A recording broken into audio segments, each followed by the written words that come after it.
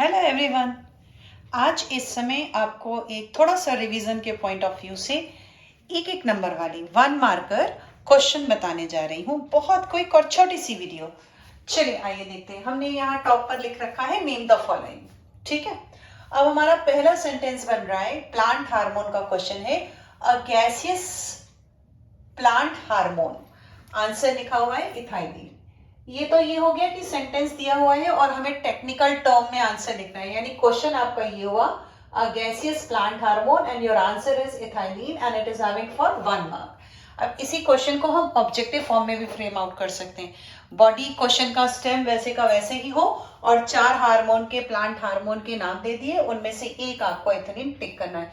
फिर से बोल लेते हैं gaseous plant hormone, it is ethylene. It's main function is it is related with ripening, RIPNING, ripening of fruit, right. ये fruit की राइपनिंग में हेल्प करता है। एक काम ये हो गया। अच्छा, फिर चलते हैं। सेकंड कह रहे हैं N enlarged follicle of ovary filled with a fluid। कह रहे हैं कि किसी ओवरी में जो सबसे बड़ी enlarged follicle होती है, यानी अगर उसका वो बना दिया जाए, फॉलिकल का डायग्राम बना दिया जाए जिसके अंदर एक्सेल हो।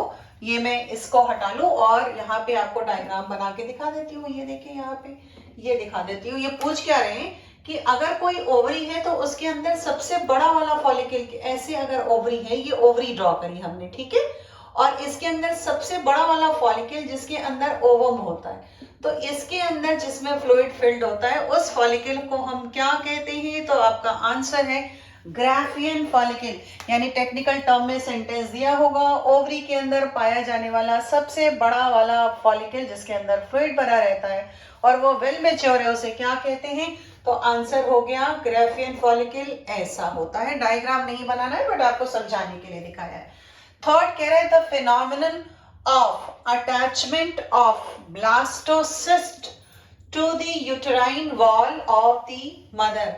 मदर की यूट्रस के अंदर ब्लास्टोसिस्ट जो एक एम्ब्रियो डेवलप होता है, उसकी स्टेज है, उसके अटैचमेंट को क्या कहते हैं? सिंपली डायग्राम बना लेते हैं। देखिए ये हमने बना लिया ऐसे छोटी सी फैलोपियन ट्यूब और ये यूट्रस ड्रॉ कर लिया, ये यूट्रस की वॉल बना ली। यहाँ पे ब्लास्टोसिस्ट के अटैचमेंट को, यहाँ थर्ड वाले पॉइंट पे हैं, हम लोग इसको इम्प्लांटेशन कहते हैं। इसको दोबारा रिपीट करते हैं, इसे हम इम्प्लांटेशन कहते हैं। क्वेश्चन ये पूछ रहा है, कह रहा है कि मदर की यूट्रस के अंदर जब एम्ब्रियो अटैच होता है तो उसको क्या कहते हैं? तो ये अटैचमेंट का पॉइंट दिख रहा है, ये यूट्रस है, UTERUS, और इस प्रोसेस को हम इम्प्लांटेशन कहते हैं। नेक्स्ट आइए। अब पार्टिकुलेट पोल्यूटेंट, एक ऐसे प्रदूषक का नाम, पोल्यूटेंट का नाम जो पार्टिकल्स के फॉर्म में हो, तो यहाँ पे हम सीधे लेड लिख लेते हैं। आपको LEAD लिखना पड़ेगा। इसे हटा लेते हैं ताकि हमें आंसर्स क्लियर दिखाई पड़े। ये हो गया। फिर आइए, development of fruit without fertilization. कह रहे हैं कि प्लांट के अंदर फर्टिलाइजेशन हो ही ना और सीधे ओवरी से हमारा फ्रूट बन जाए, तो उस फिनोमेना को हम क्या कहते हैं? उस प्रोसेस को हम क्या कहते हैं? आंसर है पार्थेनोकार्पी, PARTHENOCARPY। ये आपका आंसर हो गया। नेक्स्ट आइए।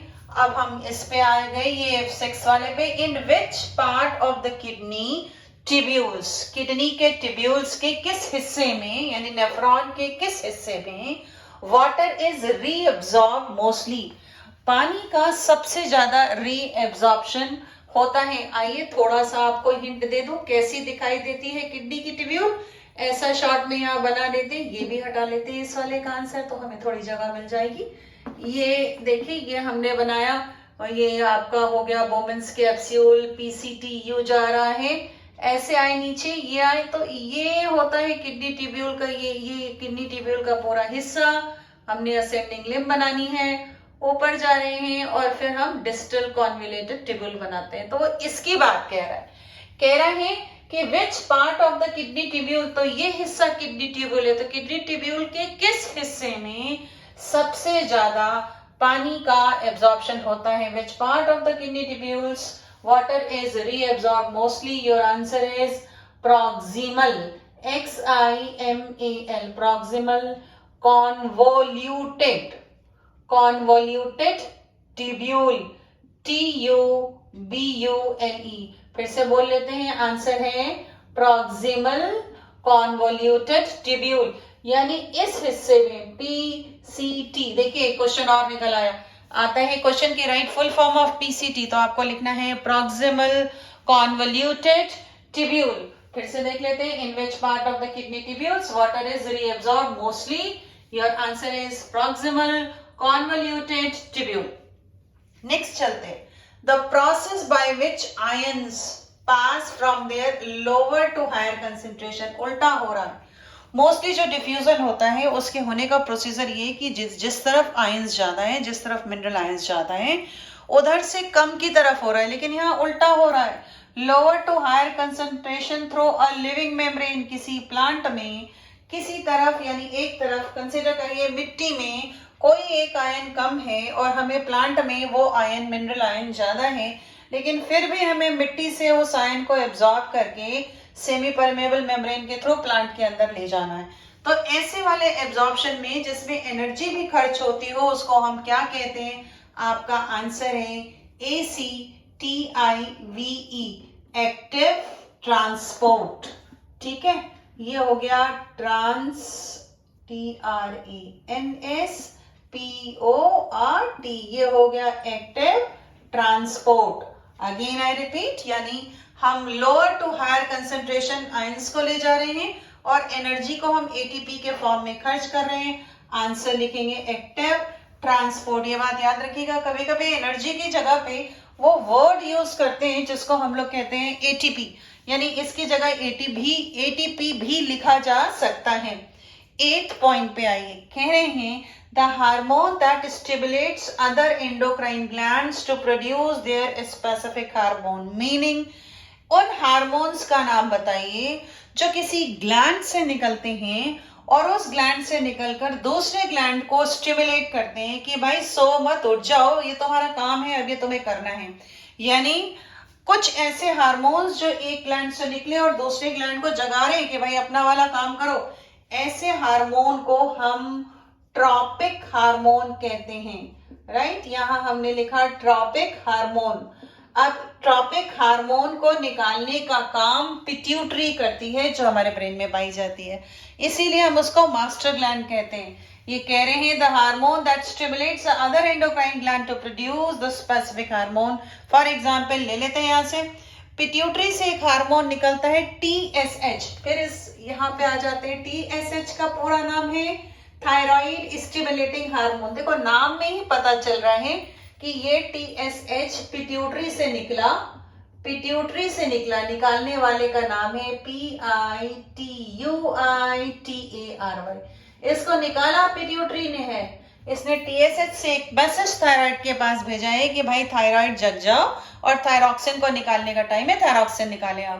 तो ये ट्रॉपिक हार्मोन हो गया, वन ग्लैंड पिट्यूटरी हो गया, और जिस ग्लैंड को ये स्टिमुलेट करेगी उस ग्लैंड का नाम थायराइड ग्लैंड हो गया. ठीक है, तो यही आपका क्वेश्चन है. वो क्वेश्चन पूछ रहे हैं कि उस हार्मोन को हम क्या कहते हैं जो एक ग्लैंड से निकले, ये वाला हार्मोन निकला, और दूसरे ग्लैंड को जाके ये बताए कि भाई आप अपने काम को अंजाम दें.